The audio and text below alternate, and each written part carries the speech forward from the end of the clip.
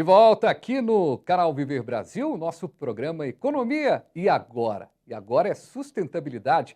Professor Marcos Nakagawa, mestre em administração com ênfase em sustentabilidade. Professor, e tem um doutorado aí acontecendo também, né? No meio dessa loucura toda de palestra, de sala de aula, o doutorado também está tomando conta e também com a pegada do meio ambiente, né? Exatamente, estamos aqui batalhando para terminar o doutorado na temática, exatamente o que você me perguntou, né, sobre como levar sustentabilidade dentro das universidades, como trabalhar com isso não só no ensino, na pesquisa e na gestão das universidades. Mas vai dar tudo certo, Fabiano. E eu não falei do seu doutorado à toa, não é só para, como diz aqui em Minas Gerais, para mostrar, não. É para também colocar esse seu caminho aí do doutorado na nossa discussão aqui. Tudo muito bom, tudo muito bem, a gente está falando aqui sobre sustentabilidade. Eu acho, sabe, professor, eu tenho uma satisfação muito grande de continuar sempre meu trabalho, tem sempre uma pontadinha de sustentabilidade no meio. Sempre coloco alguma coisa de meio ambiente, faço esse trabalho há muito tempo já no rádio também. Eu gosto desse tema meio ambiente, porque a única coisa que a gente pode fazer como comunicador é conscientizar as pessoas, levar informação para as pessoas. Então, se a gente tem uma oportunidade de colocar esse tema aqui, é muito legal. Só que parece ainda, para muitas empresas, que é algo que a gente está falando aqui de algo muito distante. Parece que é algo assim, pô, esses dois caras aí estão falando de sustentabilidade, mas como é que eu vou colocar se eu tenho uma empresa e eu preciso de utilizar a água mesmo? Como é que eu faço? Na prática, professor, como é que a pessoa começa a dar o start, a começar a melhorar? Vamos tentar assim, vamos tentar pelo menos começar com a turma. Aquela empresária que está nos assistindo agora, que acompanha o nosso programa para saber sobre economia, está ali fazendo as contas para fechar o dia, está todo mundo com muita dificuldade para fechar a conta, para pagar salário. Mas nessa conta também tem que estar a sustentabilidade, tem que estar o interesse em resolver o problema ambiental da sua localização, da sua regional, da sua cidade, do seu bairro, né? Exatamente, Fabiano. Acho que o primeiro ponto a tomar cuidado, né, que a gente sempre fala, é a legislação, né, o compliance, que é o nome que as empresas grandes colocam. É estar de acordo com a legislação. Ah, mas Marcos, é muito difícil a legislação, tem muita complexidade.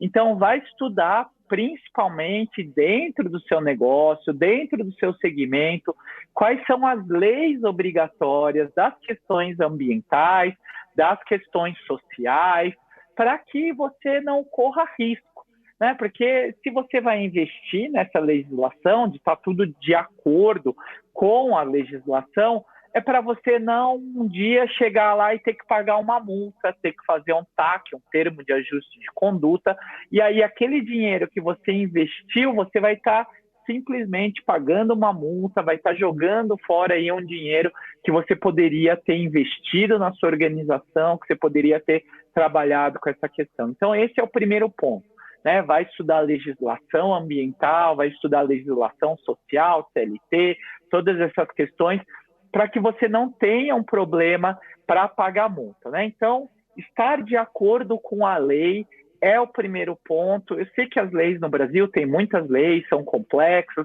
tem muita burocracia, mas é necessário se você quer estar de acordo aí com as questões ambientais, as questões sociais.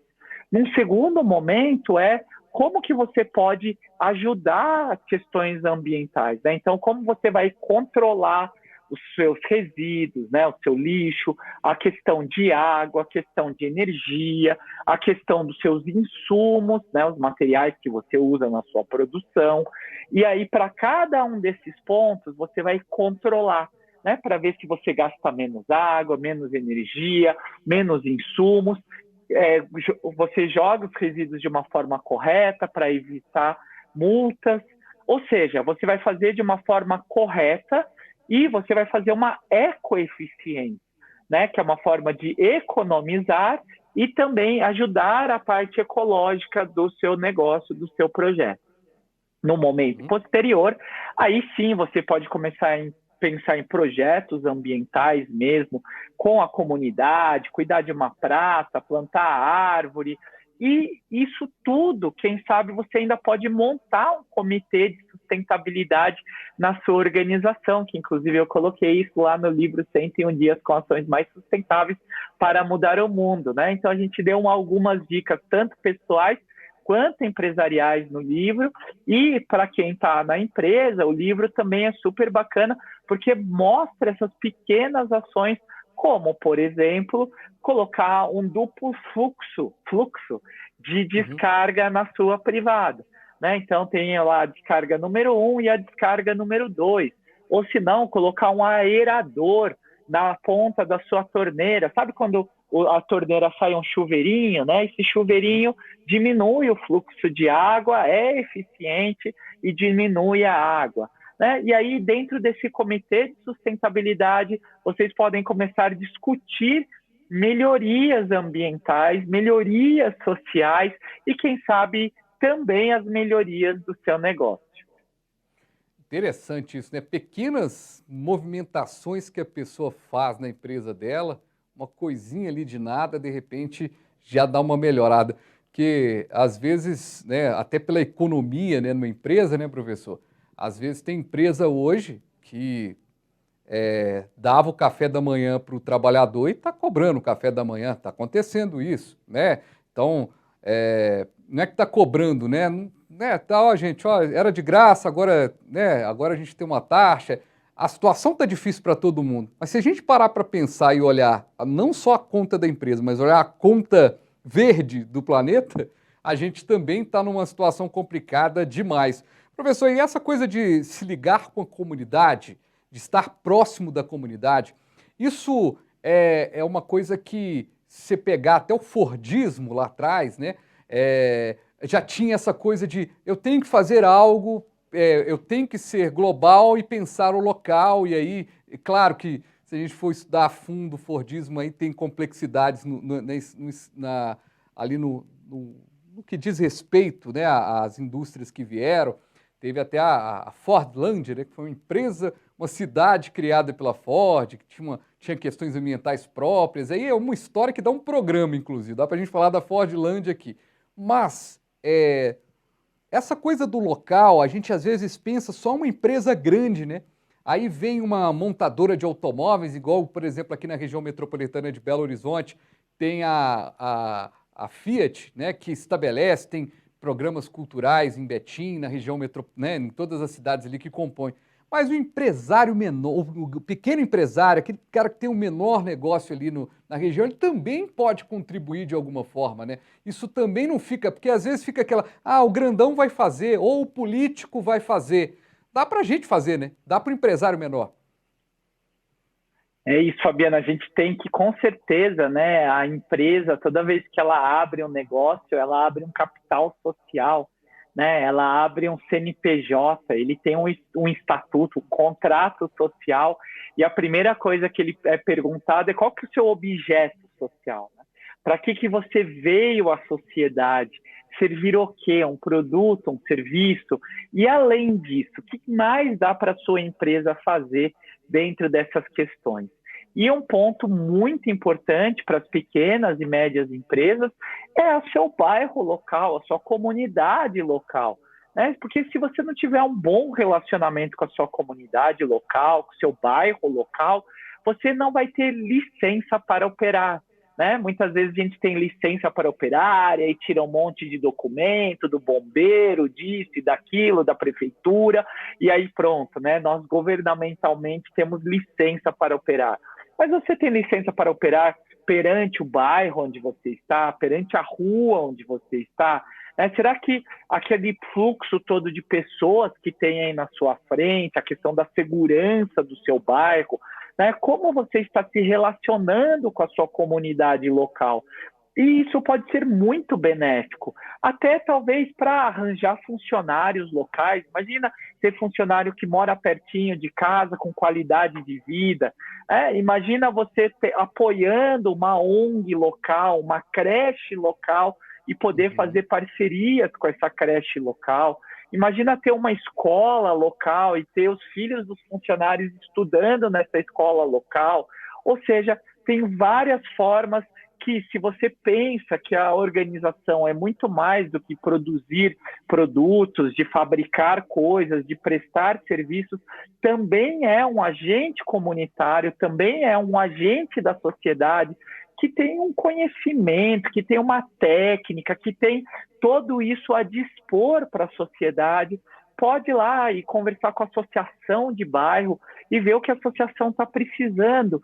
Isso vai garantir mais segurança na sua empresa, um bom relacionamento com a comunidade no bairro, vai ter aí, quem sabe, até funcionários locais, ou seja, é pensar num ganha-ganha-ganha, né? Muitas vezes a gente acaba assistindo esses filmes que as empresas têm lá os concorrentes, os competidores, e aí tem as brigas e tudo mais, e aí a gente vê que se a gente conseguir usar a nossa inteligência, né, Fabiano, para fazer essa união e que todo mundo ganhe, parece meio poliana, meio etéreo, meio sonhador, mas não é possível que a gente tenha tanta inteligência para não conseguir fazer isso.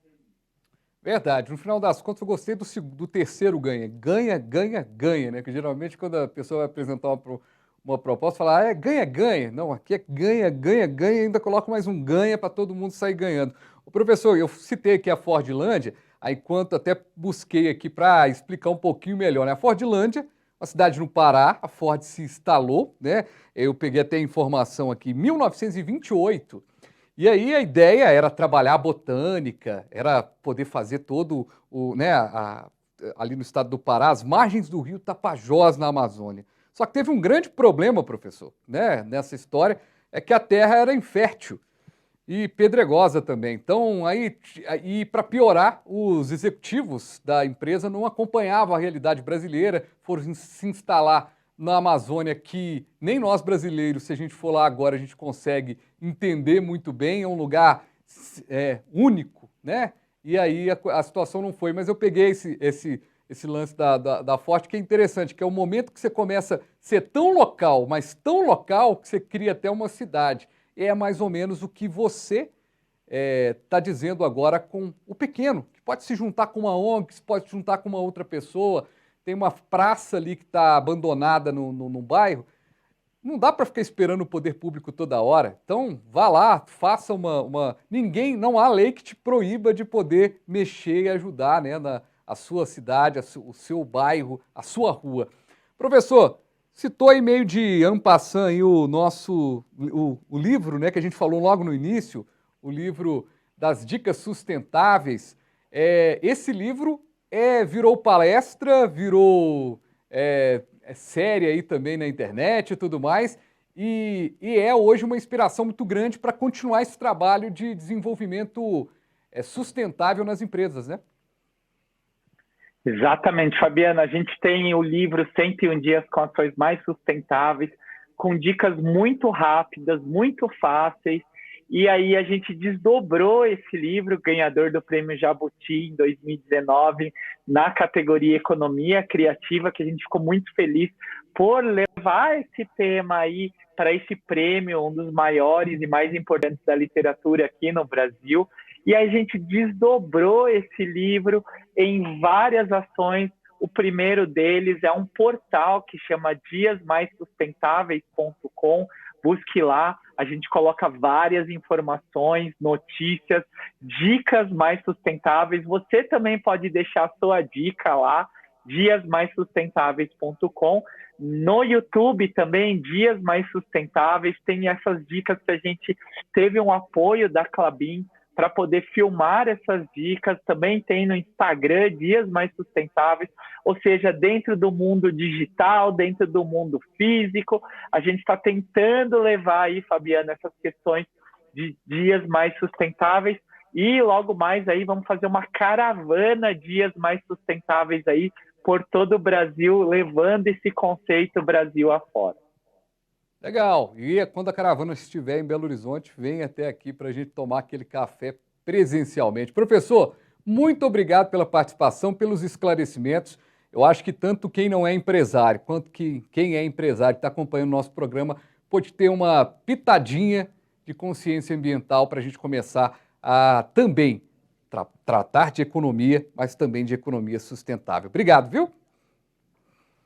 Obrigado, Fabiano. Parabéns pelo programa aí, que realmente a gente tem aí os empresários e as pessoas jurídicas, físicas, cada vez mais dias mais sustentáveis. E com dias mais sustentáveis, eu espero encontrar você com um dia mais sustentável amanhã em mais uma edição do Economia e Agora. Um abraço.